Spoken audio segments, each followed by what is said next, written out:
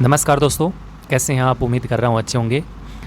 आज आरपीएससी ने स्कूल व्याख्याता संस्कृत डिपार्टमेंट का पेपर आयोजित करवाया, फर्स्ट पेपर।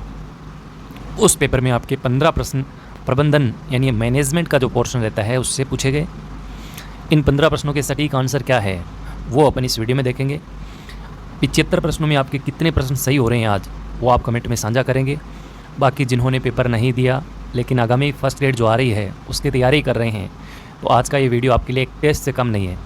मैनेजमेंट के कुल 15 प्रश्नों में आपका स्कोर कितना होता है वो आप अपना खुद का एक आंकलन जरूर कीजिएगा। आइए डिस्कस करें। सबसे पहला प्रश्न आरटी से संबंधित कि आरटी अधिनियम में राज्य सरकार के अनुसार वंचित समूह से संबंधित बालक से क्या तात्पर्य है? वंचित समूह है तो देखिए, इसमें एक अनाथ बालक, युद्ध वीरांगना का बच्चा, बालक या जिसके माता पिता अथवा अभिभावक HIV या कैंसर से प्रभावित व्यक्ति हैं, और चौथा था कि बालक या जिसके माता पिता अथवा अभिभावक कोई भी रोग से प्रभावित व्यक्ति हैं। ये कोई भी रोग वाला गलत है, कोई भी रोग से प्रभावित है वो वंचित समूह में कभी नहीं आएगा। इसका मतलब A भी सही है, B भी सही है, C भी सही है। तो इस प्रश्न का सही सटीक आंसर था आपका ऑप्शन 3 A, B, C। अब देख लीजिएगा आपका सही हुआ है कि गलत हुआ है। दूसरा प्रश्न देखिए, फाइनल आंसर की तो बोर्ड ही बताएगा, लेकिन जहाँ तक संभव है यही आंसर आपके रहेंगे, इसके लिए आप निश्चित रहिएगा। दूसरा प्रश्न देखिए, राजस्थान में आरटी अधिनियम के अनुसार निम्नलिखित में से कौन सा कार्य विद्यालय प्रबंधन समिति का नहीं है? इसको अच्छे से पढ़ना है। यानी एसएमसी के जो कार्य हैं उन कार्यों में इनका उल्लेख नहीं है, ये आपको बताना है। आपको पता है धारा 21 में एसएमसी का जो उल्लेख है वो दिया गया है, तो इसमें आपको बताना है कि एसएमसी का कौन सा कार्य नहीं है।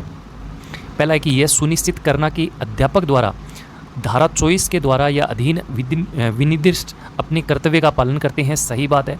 विद्यालय के कार्यकारिणी को मॉनिटर करना, बिल्कुल सही है, विद्यालय कार्यकारिणी को मॉनिटर करते हैं। अनुदान को जारी करना तथा प्राप्त अनुदानों के उपयोग को मॉनिटर करना, ये अनुदान वाली जो चीज़ें हैं, अनुदान को जारी करना, मॉनिटर करना, है ना, ये एसएमसी का कार्य नहीं है। तीसरा ऑप्शन है, एक ऑप्शन ये था कि विद्यालय विकास योजना यानी SDP तैयार करना और उसकी सिफारिश करना, ये बात बिल्कुल सही है। तो इसमें कौन सा हो जाएगा आपका, कौन सा कार्य एसएमसी का नहीं है? तो ऑप्शन 3 रहेगा इसका बिल्कुल राइट आंसर। अब आपने क्या किया है वो आप सोचिएगा। अनुदान को जारी करना तथा प्राप्त अनुदानों के उपयोग को मॉनिटर करना, ये आपका एसएमसी का कार्य नहीं है। इन फ्यूचर फिर से ये रिपीट क्वेश्चन हो तो ध्यान रखिएगा। तीसरा प्रश्न ये देखिएगा, ये प्रश्न तो कई बार रिपीट भी हुआ है कि आरटी अधिनियम में उल्लेखित एक विद्यालय के लिए मानक और मानदंडों के अनुसार 6ठी से 8वीं कक्षा तक के लिए प्रति शैक्षणिक वर्ष शिक्षण घंटे कितने हैं? कौन सी कक्षा की बात कर रहा है? 6 से 8। और मैंने कहा है 800 हज़ार ऐसे याद रखिए, बड़ा है वो 1000 में जाएगा। तो 6 से 8 के लिए आप क्या रखेंगे? 1000 शिक्षण घंटे प्रति वर्ष। तो ऑप्शन A इसका राइट आंसर रहेगा। ये तो खैर कई बार आ चुका है, आपको आता होगा। ये आसान प्रश्न था, ये बहुत आसान प्रश्न था। प्रश्न ये था कि निःशुल्क और अनिवार्य बाल शिक्षा का अधिकार अधिनियम 2009 यानी आरटी 2009 को लागू करने के लिए राजस्थान सरकार ने जो नियम बनाया उसका नाम क्या है? यानी राजस्थान सरकार वाली जो नियमावली है आरटी वाली, आरटी 2011, उसका नियमावली का नाम है। लेकिन इसमें ऑप्शन में आप देखेंगे तो 2011 का तो ऑप्शन एक ही है जो इसका बिल्कुल राइट आंसर रहेगा। क्या है? राजस्थान निःशुल्क और अनिवार्य बाल शिक्षा का अधिकार नियम 2011। तो ऑप्शन इसका B इसका राइट आंसर है रहेगा। 2011 की नियमावली राजस्थान वाली, ठीक है भाई। पांचवा प्रश्न देखिए, आरटी अधिनियम 2009, 5 प्रश्न आपके आरटी एक्ट से पूछ लिए। 2009 की धारा 19 व 25 के अंतर्गत दिए गए मान और मानक के अनुसार यदि कोई विद्यालय जो 1 से 5 तक संचालित है, कक्षा कौन सी की चर्चा कर रहा है? 1 से 5 की चर्चा कर रहा है, और उसमें 130 क्या हैं स्टूडेंट्स नामांकित हैं, तो कितने अध्यापक जो हैं वो प्रदान किए जाएंगे? तो सही जवाब क्या होगा इसका? सही जवाब होगा 5। सही जवाब क्या होगा? 5। ऑप्शन 1 इसका राइट आंसर रहेगा। ये भी खैर रीट में काफ़ी बार आ चुका है ये प्रश्न। नेक्स्ट देखिए, राजस्थान स्टेट ओपन स्कूल द्वारा कक्षा 10 और कक्षा 12 में निर्धारित विषयों में से कितने विषय चयन की सुविधा होती है?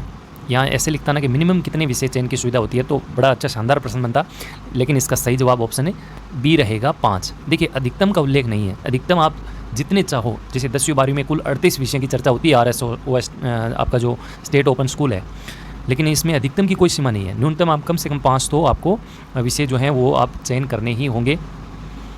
तो इसमें ऑप्शन है 2 बिल्कुल राइट आंसर रहेगा। नेक्स्ट देखिए, निम्नलिखित में से RSCRT के परिषद का प्रभाग नहीं है। जो उदयपुर वाली आपकी संस्था है RSCRT, उसका प्रभाग कौन सा नहीं है, ये आपसे पूछा था। एक छोटा सा वीडियो मैंने यूट्यूब पे डाला था, और वो इसलिए डाला था क्योंकि RSCRT के वर्तमान के प्रभाग को लेकर काफ़ी कन्फ्यूज़ थे, और मैंने कहा था कि वर्तमान में कुल 6 ही प्रभाग हैं इसके, 2 तो इसमें प्रशासनिक और 6 हैं इसके एकेडमिक प्रभाग। एक अजमेर में है, बाकी सभी उदयपुर में है। ये चर्चा मैंने कर ली थी।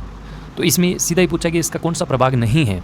तो इसमें देखिए, जनसंचार सेवा प्रभाग ये नहीं है, बिल्कुल इसका राइट आंसर ऑप्शन ए ही हो जाएगा। जनसंचार सेवा प्रभाग ये RSCRT उदयपुर वाली संस्था का प्रभाग नहीं है। शिक्षक शिक्षा प्रभाग बिल्कुल सही है। आयोजना प्रबंधन और वित्त विभाग बिल्कुल सही है। शैक्षिक सर्वेक्षण अनुसंधान और नीति परिप्रेक्ष्य प्रभाग ये भी आपका बिल्कुल राइट आंसर रहेगा। तो ऑप्शन 1 जो है वो इसका सही उत्तर रहेगा। राजस्थान राज्य पाठ्य पुस्तक बोर्ड औपचारिक रूप से कब अस्तित्व में आया, यानी RSTB की चर्चा कर रहा है। तो इसका सही जवाब क्या रहेगा, 1 जनवरी 1974।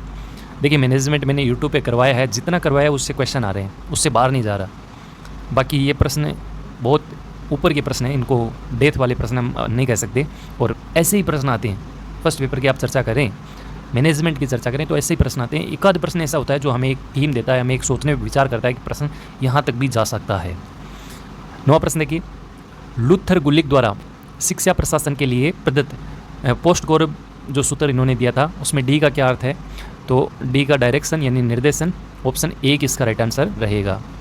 निम्नलिखित में से कौन सा दीक्षा पोर्टल से संबंधित कथन सही नहीं है, ये ध्यान रखना है, सही नहीं वाला पूछा है। दीक्षा पोर्टल की चर्चा की है मैंने यूट्यूब पे जब बढ़ाया था, तब आपको दीक्षा पोर्टल के बारे में खूब कहा था। ये खुला मंच है, यहाँ आप पकड़ के नहीं बैठ सकते, ये केवल टीचर के लिए, केवल बच्चे के लिए खुला मंच है, जिसके जच्चे वो पढ़े। यदि विभाग भी इसमें रुचि रखता है तो वो भी यहाँ से कंटेंट जो है वो पढ़ सकता है, मज़े ले सकता है पढ़ के। सही है कि नहीं है, खुला मंच चाहिए दीक्षा पोर्टल।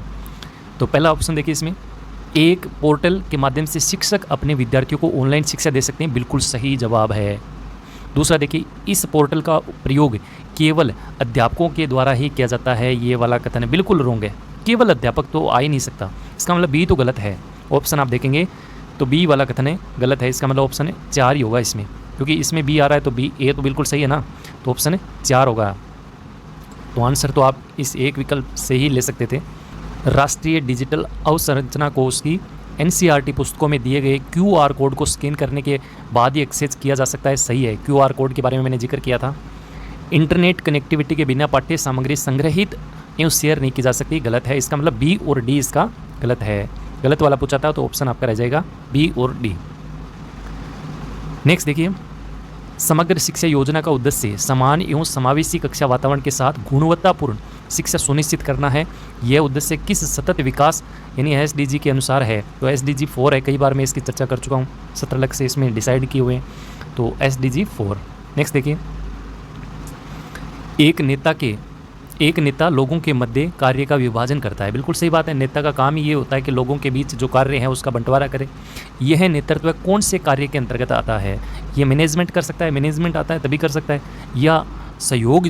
देखिए, यहाँ सहयोग की तो चर्चा नहीं होगी, लक्ष्य स्थापना का नहीं है, अभी प्रेरणात्मक नहीं है, इसका मतलब ये है मैनेजमेंट का कार्य, ये है मैनेजमेंट। नेक्स्ट देखिए अगला प्रश्न, नीचे प्रबंधन के सिद्धांत दिए गए हैं, हेनरी फ्योल ने कौन से सिद्धांत सुझाए थे, ये बड़ा अच्छा प्रश्न है। हेनरी फ्योल के सिद्धांत जो इन्होंने बताए थे वो अच्छे से पढ़ लेना भाई। नेक्स्ट देखिए, पारिश्रमिक है, बिल्कुल सही है। श्रम का विभाजन है, सही है। नियंत्रण का विस्तार, कंट्रोलिंग का विस्तार, ये गलत है। अनुशासन सही है। आदेश की एकता सही है। सी नहीं है। इसमें क्या पूछा है, सिद्धांत सुझाए थे, इसका मतलब ABDE, तो ऑप्शन है 1 जो है वो बिल्कुल राइट आंसर है। आसान प्रश्न है। एक ये प्रश्न थोड़ा सा आपको ऐसा लगेगा कि कैसे पूछा है, पर्यवेक्षण जो इस व्यवहार पर आधारित है कि जैसे मैंने उससे ऐसा करने को कहा, यानी मैंने उससे ऐसा करने को कहा, ये कौन से सुपरविजन का उदाहरण है, मैंने उससे ऐसा करने को कहा। इसमें देखिए रचनात्मक है, निरंकुश है, निवारक है, प्रेरणात्मक है, कौन सा होगा इसमें देखिए एक बार। इस प्रश्न में आप हालांकि लिख सकते हैं, बाकी मुझे लगता है कि जहाँ तक मेरा मानना है ये ऑप्शन है 4 में जाएगा। बाकी देखते हैं RPSC इसका सही आंसर क्या मानती है। प्रेरणा पर्यवेक्षण के अंदर ये जाएगा, मैंने उससे ऐसा करने को कहा, मैंने उससे ऐसा करने को कहा। निरंकुश तो इसको नहीं कह सकते, निवारक होगा नहीं, रचनात्मक भी नहीं होगा, बिल्कुल सही है। प्रेरणा पर्यवेक्षण के अंतर्गत ही ये जाएगा। बाकी इसको देख लेंगे एक क्वेश्चन को, इधर उधर होता है तो आज का अंतिम प्रश्न कि संस्थागत नियोजन के किस पक्ष में प्रार्थना सभा को सम्मिलित किया जाता है? पहला है सह शैक्षिक पक्ष है, एक भौतिक पक्ष है, एक अभिभावकीय पक्ष है, एक शैक्षिक पक्ष है। देखिए संस्थागत नियोजन में 3 पक्षों में बंटा हुआ है, शैक्षिक, सह शैक्षिक और एक भौतिक पक्ष। भौतिक पक्ष तो आएगा ही नहीं, भौतिक पक्ष तो आप सब लोग जानते हैं, जैसे विद्यालय का भवन हो गया, इस तरह की चीज़ें आती हैं। और सीसी आपने अच्छे से पढ़ा तो भी आप इस प्रश्न को गलत नहीं कर सकते, क्योंकि प्रार्थना सभा जो होती है, खेल कूद वगैरह होती है, सांस्कृतिक प्रस्तुतियाँ होती हैं, यानी शिक्षण के अलावा जो अन्य गतिविधियां होती हैं वो शैक्षिक पक्ष के अंतर्गत आती हैं। तो इसका मतलब यहाँ पे ऑप्शन है एक जो है वो इसका राइट आंसर है रहेगा। Option A is the right answer. तो ये आपके 15 प्रश्न थे। आउट ऑफ 15 में से आपका कितना स्कोर हुआ है वो कमेंट में ज़रूर लिखिएगा। आज के पेपर में 75 में से कितने राइट हो रहे हैं वो भी आप ज़रूर लिखिएगा। फिर एक नई चर्चा के साथ आपसे दोबारा रूबरू होंगे। इन सब का डिटेल सॉल्यूशन विद जो रेफरेंस बुक है वो थोड़ा सा मुझे टाइम लगेगा, वो इन प्रश्नों के नीचे डाल के मैं आपकी PDF आपके टेलीग्राम चैनल पे डाल दूंगा, तो उसके लिए आप टेलीग्राम चैनल ज्वाइन कर सकते हैं। Thank you.